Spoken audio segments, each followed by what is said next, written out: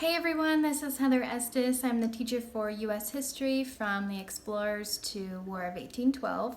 We're really kicking off our new unit this week with the Westward Expansion. So let me turn you around and see what we were up to this week. Okay, so we went through some interactive notes together and we checked out this paper. This page is able to be printed from the assignments section in Canvas, week 12 for Westward Expansion. Okay, first we defined what it was. Westward Expansion is basically going west and the USA is getting bigger USA. The reason that people decided that they wanted to start going west, we saw that the USA government purchased land. We have things like the Louisiana Purchase, the Oregon Territory, Texas. Then we began the gold rush in California later on. So it also had overpopulation in the east, overpopulated, meaning that there were too many people living in one part of the country and they wanted to branch out now that they had this land that was available. There was also later the gold rush, not only in California but also in Alaska as well.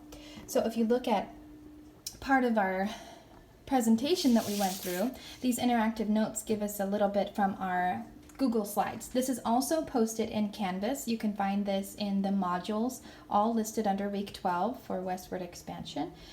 You can go through this. We are not done going through this. This is something that we will look at in the next coming weeks for the different sections we talk about.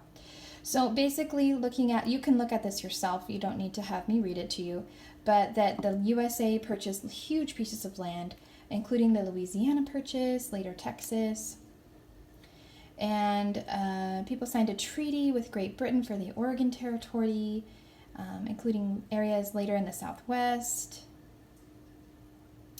And they were named territories. They weren't states yet, and it became, after a number of settlers moved into territories, they became states, and the U.S. government encouraged people to settle in the West. In fact, and we talked briefly about this Homestead Act.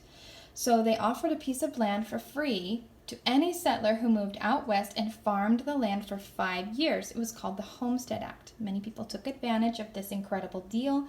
They packaged up their belongings and moved west. We briefly talked about there are not just open land areas to go and live. There are people already living there. The Native Americans, of course, and so many different people and tribes. So they were greatly affected by this. As you can see, we wrote some of that down. Okay, moving on. So most of the United States people, the USA citizens, were living here and later into the early territories here, which later became places like Ohio and Michigan, Illinois, everything down to the south. The bottom, you can see later that became part of the southern territories of Spain, the Spanish territories, and this Louisiana Purchase here. So the next slide labels them for you. These were the Great Britain Treaty in Paris. Later that came from Spain. 1803, which we'll concentrate on later in another class, the Louisiana Purchase. Then we have the Oregon territories. We also have New Mexico territory, including California. And then the Texas annexation, which became in 1845. So we're not going to really concentrate on these later territories. We're going to look at later the Oregon Trail, and we're also going to look at land that was purchased from the Louisiana Purchase. So that's going to be our focus for the next few classes. The gold rush and other things can be brought up in other parts of history classes later on. Okay, like I said, I'm not going to go through each one of these. We skipped quite a few of these slides because it is such a huge slideshow that we'll use this information later when we actually talk about the Louisiana Purchase. Obviously, 1803. We talked about some effects of what happened with this westward expansion, moving out west. So a cause was USA purchased land. There was overpopulation and then the gold rush. And also, as we saw, the Homestead Act, it encouraged people to go live out west, to have land and prosper from that. So one of the effects is the Pony Express here.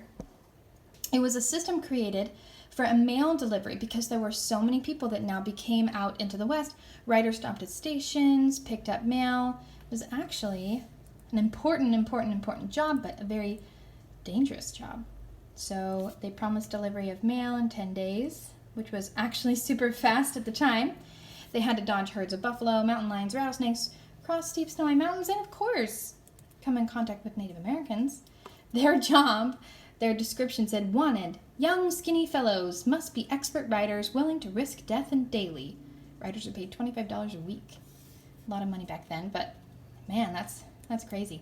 Lasted until the Telegraph. So we have Lewis and Clark here. We know them for the Oregon Trail. So they had to go and map out uncharted territory. So something that was exploring the land became an effect of this as well. We saw the Pony Express, and we'll talk about the Native American groups, but exploring the land became something of an effect there too. We had to map out this uncharted territory all the way to the Pacific.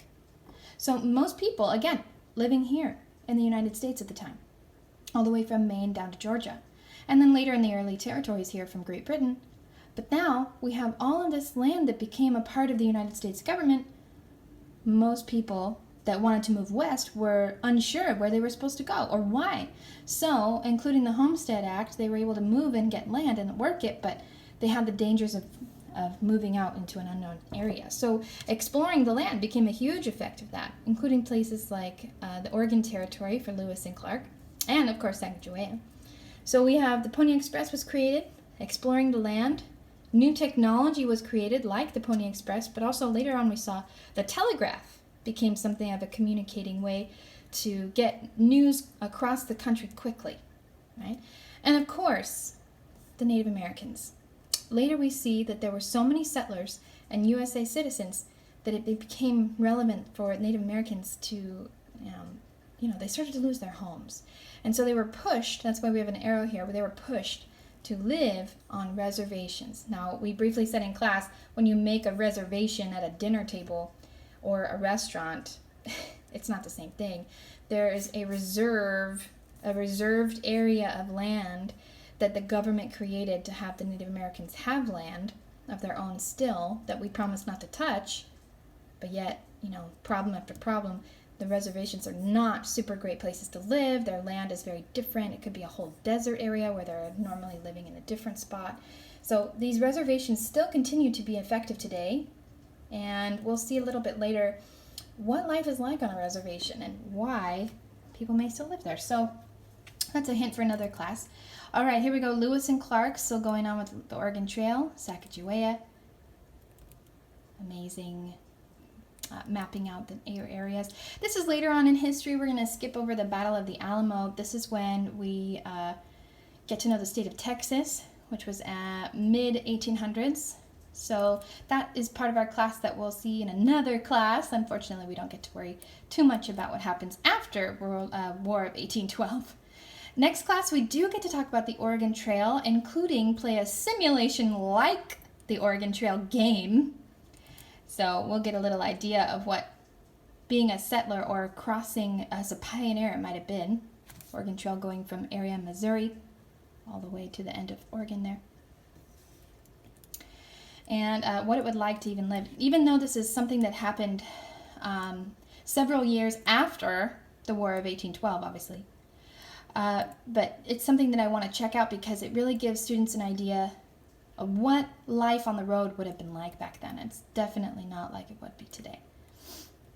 So we'll go into that. We're not going to touch too much on the gold rush, but it did get people out to the west. The idea that you could get rich quick. And of course we see how that opened up the country to the world. People from all over the world, even China, coming to places like California, Oregon, and Alaska, and of course Washington too. You might have panned for gold at Knott's Berry Farm or in different places. Okay, so the telegraph, we did hit on this. Samuel Morse created a machine because there was a need to send messages to others who were far away. The device sent messages through electric wires. The messages were able to be decoded by an operator. The telegraph changed America because it allowed the country to operate as one whole unit. Instead of waiting for people like the Pony Express or even just messengers in general, we were able to have new technology because of so many people going out west and going back and forth, needing to spread messages as fast as possible. New technology like the telegraph and Morse code became important too. So again, different trails that were involved. Most popular was Oregon Trail later on in the 1800s. California Trail to get out west for the gold rush, and the Santa Fe Trail to get to the Southwest Territories. So a lot of our information became, about what effects there were in different technologies, including the steamboat and things like that, steam locomotive, and all of that. So, sadly, Native Americans were seriously affected by these lands being taken up by so many settlers at once. And families packed up most of their important belongings, traveled westward in a large covered wagon on the Oregon Trail. Along the way, they had encounters with the Native American groups. U.S. government started relocating or moving them without their consent, Native Americans off their native lands so that white settlers could move there. Very sad in their history as well. Eventually, the U.S. forced the Cherokee Nation and other tribes to move from their homeland to an Indian territory in Oklahoma, and that's just one major reservation there that Native Americans had to move. Many tribes were marched at gunpoint to a special areas called reservations. This march became known as the Trail of Tears. So this happened in the early 1800s. We're not going to focus too much on the specific event of the Trail of Tears, but just know that it's something that is horrible in our history, very embarrassing, as is a lot of our white American citizens just started to move into their own territory. They were forced off their land because of that. In 1830, Congress passed the Indian Removal Act. It took several years for all the tribes to be moved to one main place. And so, very sad, many people lost their homes, their land, and their lives in an effect of that too. So students can read on and check a little bit more about what we learned with the Native American groups, what we talked about in our class as well. This is the main idea of what we looked at with our class. You can check this out along with the rest of our PowerPoint, our Google Slides online in Canvas. I'm going to turn you around. Okay, so this was just a quick review of things we talked about in class together. Next class, we're going to see a little bit more about Westward Expansion, including the Oregon Trail and a simulation of what it might have been like for you if you had to be on the trail, along with the Louisiana Purchase and what that meant for our country, not only for Native American groups in a sad way, but for what it meant for America, the idea of manifest destiny and all those things. So stay tuned, we're going to learn a lot more together. We are not just going to end at the War of 1812, so stay tuned for that as well. Hope you have a great day. Bye-bye.